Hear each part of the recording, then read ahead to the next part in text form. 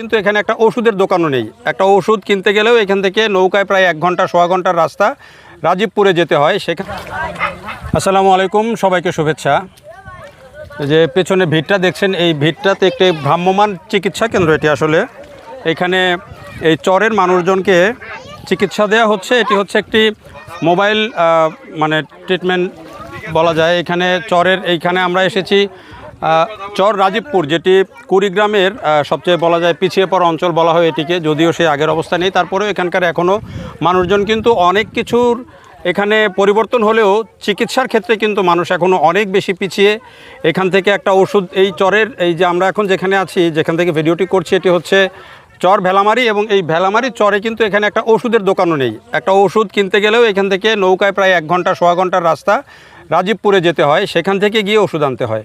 তো সেই জায়গায় এই যে একদিনের জন্য এই যে এক্স নটেডিমিয়ান্স যে ওয়েলফেয়ার অ্যাসোসিয়েশন ফাউন্ডেশন, তারা এখানে নটেডেম কলেজের প্রাক্তন যে ছাত্র, তারা ডাক্তার যারা, তারা এখানে এসেছেন এবং তারা এখানে এসে একটা চিকিৎসার সুবিধা দিচ্ছেন এবং এখানে একটি ক্যাম্প করেছেন, ফ্রি ক্যাম্প। এবং এই ক্যাম্পে শুধু তারা ট্রিটমেন্ট বা শুধুমাত্র প্রেসক্রিপশন করে দিচ্ছেন না, দেখেন এখানে ওষুধ নিয়ে এসছেন তারা, পর্যাপ্ত পরিমাণে ওষুধ আছে।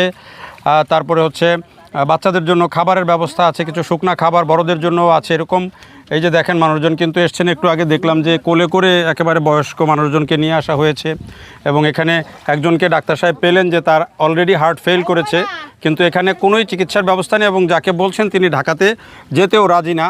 তো এইখানে আশপাশেও কিন্তু তেমন ভালো ট্রিটমেন্টের কোনো ব্যবস্থা নেই। ফলে এই চরাঞ্চলে অনেক কিছুর পরিবর্তন হয়তো আসছে, অর্থনৈতিক অবস্থাও অনেকের ভালো হচ্ছে, কিন্তু দুইটা জায়গা এখনও অনেক বেশি পিছিয়ে। সেটি হচ্ছে যোগাযোগ, আরেকটা হচ্ছে শিক্ষা, আরেকটা হলো এই চিকিৎসা। যোগাযোগ, শিক্ষা, চিকিৎসা, এই 3টা জায়গায় কিন্তু জোর দেওয়ার অনেক বেশি দরকার আছে। চরাঞ্চলগুলো এখন কিন্তু আমাদের শুধুমাত্র আমরা যে আগে বলতাম যে চরে শুধু মানুষজন, দরিদ্র মানুষজন বসবাস করে, সেখান থেকে কোনো রিটার্ন পাওয়া যায় না। দেখেন এই চর থেকে কিন্তু এখন বছরে 3-4টা ফসল হয়, বিপুল পরিমাণ মানে সংখ্যায় কিন্তু এখানে গবাদি পশুর পালন হয়। ফলে চরকে আমরা অবহেলা যতই করি, চর কিন্তু আর এখন আপনি অবহেলার জায়গা না। এটি দিয়ে কিন্তু এখন আমাদের অর্থনীতিতে অনেক কিছু যোগ হচ্ছে। ফলে এই যে এইভাবে যারা উদ্যোগ নিচ্ছেন, ব্যক্তি উদ্যোগ নিচ্ছেন, সেটি তো অবশ্যই একটা প্রশংসনীয় উদ্যোগ। এই ধরনের যারা আরও ডাক্তার আছেন, ডাক্তার তো আমাদের দেশে আরও অনেক আছেন, অনেকে বিভিন্ন জায়গায় বিভিন্নভাবে চিকিৎসা দিয়ে থাকেন। এমন উদ্যোগ আসলে এই পিছিয়ে পড়া অঞ্চলগুলোতে নেওয়া দরকার। পাশাপাশি এখানে আমি কথা বললাম যেটি, যে এখানকার মানুষজনের যেটি মূল দাবি, যে এখানে অন্তত ডাক্তার আসুক, এখানে কিছু ফার্মেসি হোক, অন্তত ওষুধটা এখানে পাওয়া যাক। এগুলো কিন্তু মানুষের একেবারে মৌলিক চাওয়া। তো সেই চাওয়াগুলো এখনও পর্যন্ত পূরণ হয় না। চরাঞ্চলগুলোতে এখন পর্যন্ত অনেক ঘাটতি রয়ে গেছে এই জায়গায়।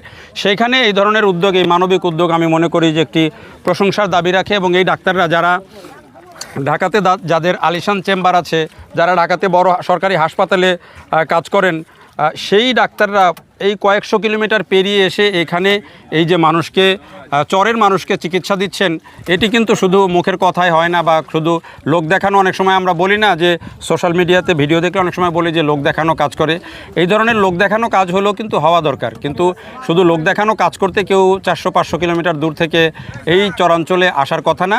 এগুলো হচ্ছে টেম্পোরারি সলিউশন, কিন্তু এখানে চরের মানুষদের জন্য আসলে পার্মানেন্টলি চিকিৎসার ব্যবস্থা করা সেটি খুব জরুরি এবং এদিকে সরকারের দৃষ্টি দেওয়া জরুরি বলে মনে করি। দেখার জন্য সবাইকে অনেক ধন্যবাদ।